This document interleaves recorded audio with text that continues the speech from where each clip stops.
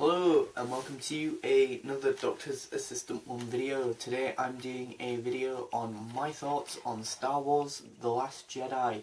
Where do I even start with this film? It's such a epic, it feels like a fresh of breath air for a start, and it feels like such a unexpected turn for the Star Wars franchise, if I'm being completely honest. Now, I did have to watch this. I watched majority of it yesterday and or last night of this recording, and then sort of the last half an hour or so, if that, of it this morning before I'd started filming right now. So if my thoughts are very scattered about this film, and I'm mainly talking about the end, or mainly talking about the most recent bit that I had seen, which was the end of this film, that's probably why. This is, of this recording, it's the third time I've watched this film now. I've watched it twice on DVD and once, obviously, on the big screen. And that, I think it's a rarity that a film comes along in recent memory, to me anyway, that I think you definitely need to watch it more than just once.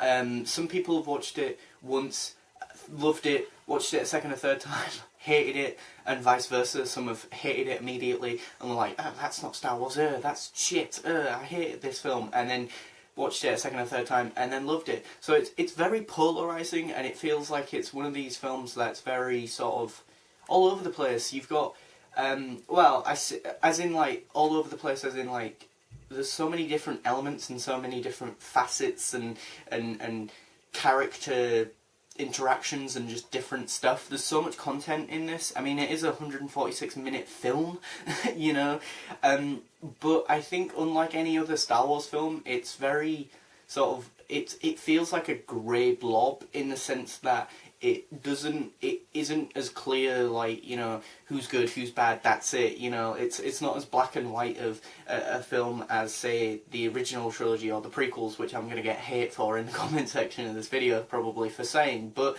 it's true, it is very sort of a grey blob, and yet the irony is that with the previous film to this one, Force Awakens, a lot of people's common criticism was, it's too much like A New Hope, they're playing it too safe, blah blah blah. And it's like, I'm there thinking to myself, you do realise the last time the Star Wars team tried to do something different, it was the prequels, and we already know how that ended up. Everyone hated the prequels, so they try and redo the franchise or do another trilogy, set it off with something playing it safe, people hate that. Then they try and do something different with this film, loads of people hate that. There's no pleasing Star Wars fans, clearly. But yeah, I think there will be obviously spoilers in this video, so if you haven't seen the film, please do click away. But I think it's great because, like, visually it's stunning as usual.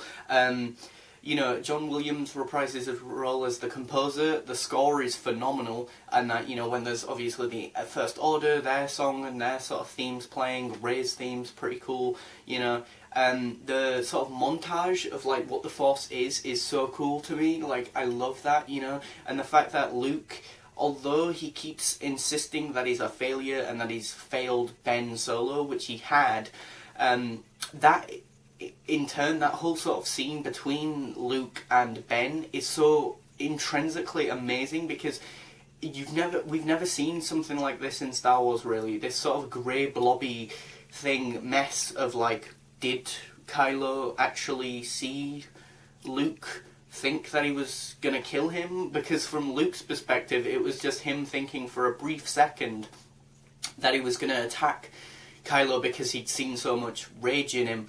But Kylo, from his perspective, he was going to kill him, so he was defending himself by, you know, forcing all that rubble down on him and then trying to block his attack, when actually Luke only saw darkness in him, thought he was going to attack him and kill him, so he got rid of the darkness and all the evilness of Snoke's influence.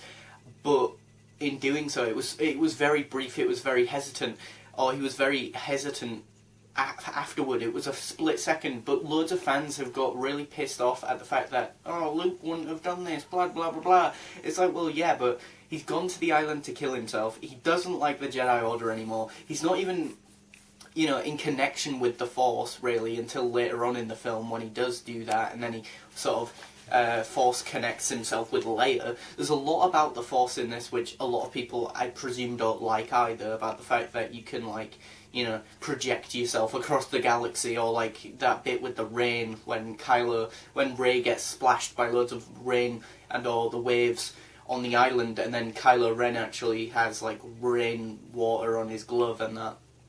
You know, so it shows that Force connecting with someone, you can get the physical matter from that person. So could you make something travel through the Force?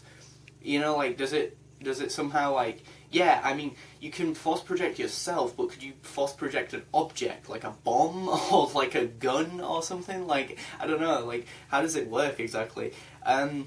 You know, I love the montage of the Force when Rey is, like, you know, meditating on the island, and she's like, Luke's like, what do you see? I see life, I see death and the decaying, like, you know, I see life, you know, and it's like the baby bird Porg, or the mum Porg feeding the baby bird Porg, and then like the decaying body of the Porg under the ground. I see life of like the flowers blooming, or chaos and or destruction of sorts, or violence, or whatever it was, like the waves crashing against the island. But I see you know, this other thing, you know, she sees lots of different contrasting things, and then Luke's like, but what do you see in between all of that? What is there? And she's like, balance. That is the Force. And the idea that Jedi own it, or that when the Jedi leave a planet, that, you know, or this universe, that, you know, the Force has gone, is vanity. Like, it's really interesting to think that, yeah, like, Luke's like, you do realise the Force is just the balance between the light and the dark side. Without us, it would still be a thing, it would still be there, you know, because I often forget that in the Star Wars universe you can be Force sensitive but not be a Jedi. Being a Jedi is just a code, is just a set of rules and a way that you appear to these rules and this set of life, or set of rules and the way you live your life and that. But yeah, I mean, the fight scene with Kylo Ren and Rey against the Praetorian Guards, I think they're called, the Praetorian Guards. I can't pronounce it right, but the guys who are in that, like, throne room, in Snoke's throne room. Holy shit, is that one of the best fights in the Star Wars franchise? Like, holy shit, is that good? It's so well choreographed. It's so intense. I still feel like it's really intense and gripping and enthralling, even though, as I say, this is the third time that I've seen this film, and I still love that fight scene. It's easily one of the best fight scenes in the Star Wars franchise. Two things I didn't particularly care for were the Leia flying through the space, and that I thought that was pretty dumb. Superman flying through the space that looked pretty stupid to me, and that I also didn't particularly care for the Canto Bight scene and that sort of segment of the film. It really sort of felt like it was part of a different film, or it slowed the film down and the pacing of the film for me personally. It reminded me a lot of, like, the prequels. It felt like it was just there for the sake of it. It had a lot of visual gags that just didn't stick with me, and a bunch of just stupid, boring humour. And again, it felt like a random spy espionage thing. It felt more kind of like a weird side plot, like weird 007 spy plot that just didn't cohesively connect to anything of the rest of the film. I really didn't like it. And Poe Dameron is great in this as well. He's really cool. Leia is good for the parts that she's in. She's not in the film that much, or as much as I thought she would be. And it's very strange that she's actually the only one, spoiler alert, who is still alive by the end of the film from the original cast, and yet she is actually dead in real life, like the actress, and that. But she's going to be in 9 somehow, I presume. But they've already confirmed she's not going to be CGI'd, so I don't really get how that works.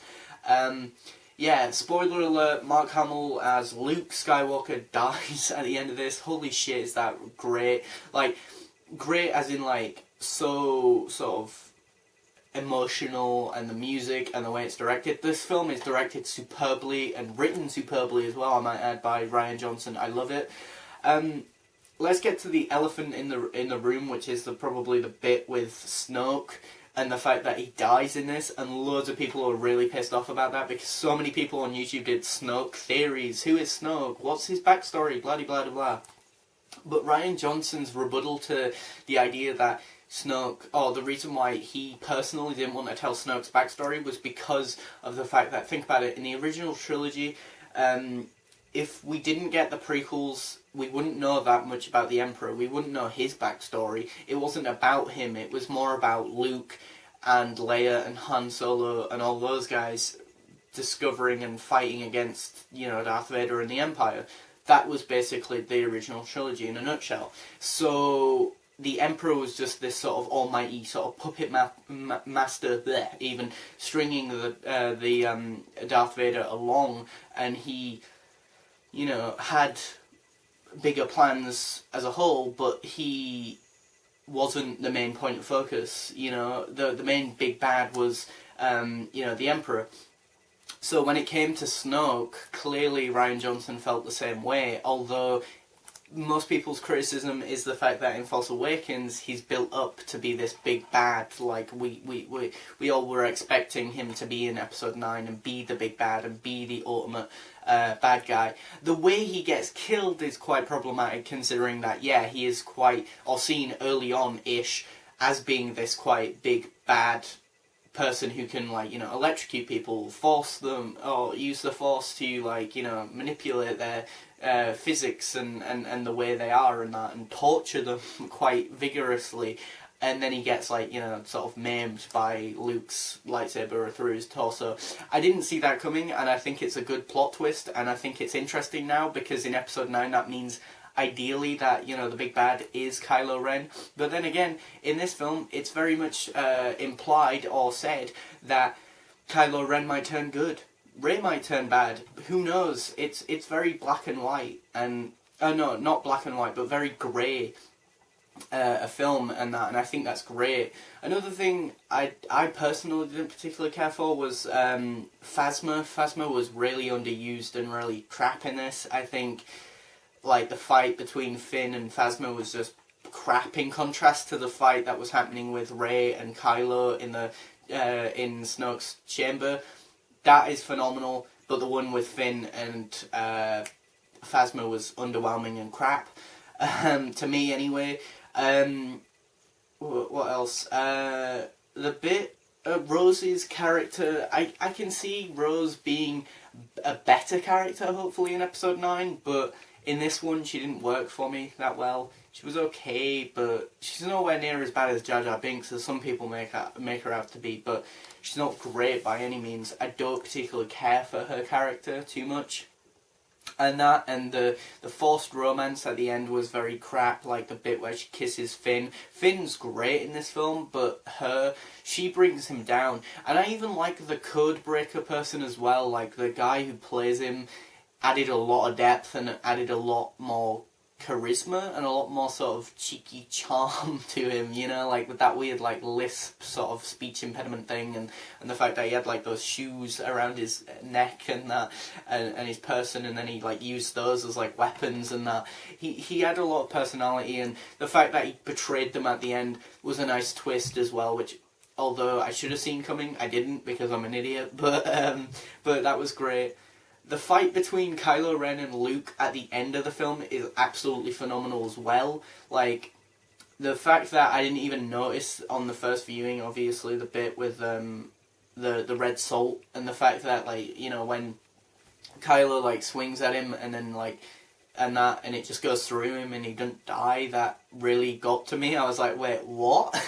What the hell's happened here? And the bit where he's just jabs it through him, and the fact that you see the lightsaber actually go through him, and that reminds me, the lightsaber effects in both Episode 7 and 8 are just phenomenal. We've never seen lightsabers this good, at least to my knowledge anyway. They look phenomenal. You can actually see the particles of them zizzing about the place. There's actual light formations making the lightsaber be a thing and that. What else? Yeah, Poe Dameron was great, although he was mainly used for comedic purposes from time to time, and I don't particularly care for that.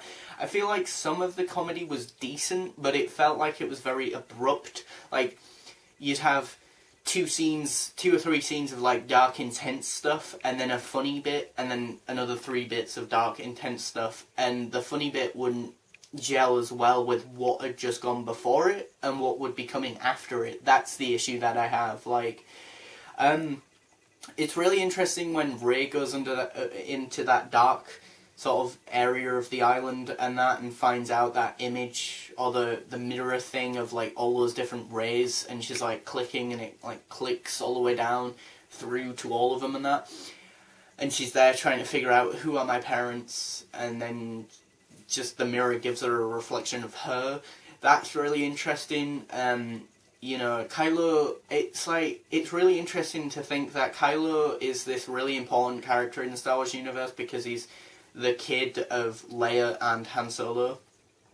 So he's part of the like Luke Skywalker dynasty and sort of origin and that, like he's got a sort of relationship, well not relationship, but his family tree stems back from going back through his family tree would be Darth Vader. And it's kind of interesting that, like, yeah, he's dark, he's interesting, he's got, like, this sort of important background, and yet Rey hasn't, and yet she is the good guy, you know? It's quite interesting that, like, she's a nobody, and yet she's the one who's the good guy, when in, obviously, previous Star Wars, it's more like, oh, but if you're somebody in the Star Wars universe, then of course you're going to be good or bad or just more important, whereas actually Rey proves that in the Star Wars universe now you can be a nobody and actually make a difference, and I think that's a really good important message, as is the fact that this film is all about just failure, you know, the fact that Luke fails Ben, you know, his sister and his closest friend's son. He offers to train them, or offers to train their kid, tries to train him, sees some darkness, you know, totally sort of rationally, or, well, not rationally, but irrationally gets this sort of pulsation of fear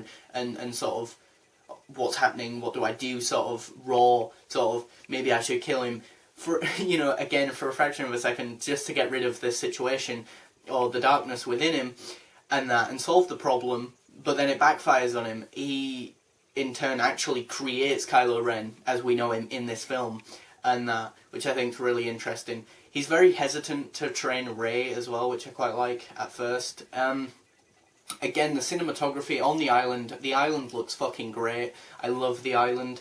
I don't particularly care for Laura Dern's, I think her name is, character of Holdo, Commander Holdo. She was very annoying. Although her sacrifice is pretty cool, the way she goes into hyperspeed in the ship and blows up that, like, one big, like, sort of, spaceship thing. That was pretty cool. The space battles are cool, as usual, you know, and the sort of big cinematic scope of the film. It really is for the big screen. When you watch it on the TV and that on DVD or Blu-ray, it just doesn't feel as good, or as, well, no, not as good, but as epic, you know. Star Wars was made for the big screen, you know. But yeah, Luke has some funny moments as well, and that, again, the Canto Bite scene was very unnecessary. Phasma's not great, but overall I just really like this film. I think it really sort of, the connection with Rey and Kylo is very interesting, because Snoke says in the film that he planted that in Kylo's mind to then lure Rey into the situation where they end up fighting each other, or where Rey ends up getting trapped by Snoke. But the thing is, right at the end though, there's a bit where Kylo and Rey look like they're still Force connected. They don't say anything, but Rey then just quickly shuts the door of the Millennium Falcon right at the end, and that. So, are they still Force connected? And if so, why? You know? And if so, was Snoke lying? It's very interesting. The way Luke dies as well is quite ambiguous, as in, like, does he die because he's just force projected himself all the way across the universe? Does he give himself up to the Force? We don't know. I like to think that it's because he just force projected himself across the universe, because obviously that would take a lot of fucking mental, emotional and physical energy, and considering how old he is as a character in the Star Wars franchise, it would make sense. You know, again, it's quite interesting to have a callback to the prequels of the fact that, you know, the Jedi aren't great, the Jedi are about failure. Think about it, like, you know, Darth Sidious, was it? Like, you know, the Senator Palpatine character, he ends up becoming a Sith and or turning all of the clones into the Empire and changing Anakin, or making Anakin become Darth Vader. You know, he basically turned most of that sort of era from good to bad, and that, you know, but he was, you know, in the Sith, in the Sith, in the sort of midst of the Jedi Council, and right under their nose they couldn't see it because of their own hubris and sort of folly and stupidity, you know, and that. And I like how Luke is made out to be like this, sort of romanticized as this sort of legend, and he's even self-aware of it, when actually, think about it, in Empire Strikes Back, he leaves and does a Rey. Rey does the same thing that he did in Episode 5, which is just leave because he's young and stupid, and, you know, he sees someone that, he sees his friends, and he wants to redeem them, and that, but Yoda's like, no, don't do that, because obviously that's the wrong thing to do, it's a trap, and it's the same thing here, but Luke doesn't, I don't know, Luke's interesting because, again, I don't know, like, he doesn't really feel like he understands how to train Rey, I guess, when actually Puppet Yoda is great because he tells Luke, you do realise you could just be telling her about failure. Failure is the best teacher, and that, which is nice, I guess, to tell kids and adults alike, that failure is a good teacher and a good way of telling people how to avoid those failings, you know, in life, which is interesting. From a big movie, it's got a very sort of core value that anyone could take away from it. Puppet Yoda's great. I love Puppet Yoda, as well as the fact that he smites the, you know, the tree, and the bit about, like, you know, the, have you read the original text? Page turners they were not. You know, I love that. Although that's weird, though, because it's, you see the books in the Millennium Falcon at the end, so did Rey pick those up? Did Luke pick them up before he decided to burn the tree down? I don't know. I mean, he's very adamant that they're clearly in there, whereas actually it would probably be Rey who did that, I presume, at some point, although we don't know when. But they're in the Millennium Falcon, so I just don't really get how they got there. Puppet Yoda's great. It's just a really fun, great film. I love, as I say, the fight scene at the end. General Hux, though, is pointless. I don't see why he's even in the film, really, at this point. He tries to kill Kylo, but it doesn't really work. It's very stupid. But yeah, it's a very good film. I really enjoy it, and I hope you did too. But if you don't, or if you didn't enjoy it, that's fine. If you did, great as well. But yeah, those were my thoughts on Star Wars: The Last Jedi. A really good film, really interesting film. Has a lot of interesting different ideas about the Force, about, you know, the characters and the world and the universe, and it really pushes the overall sort of franchise in a new direction that no one really knows where it's going to go next, which is very interesting, I think, personally. But yeah, thanks for watching, comment, rate and subscribe.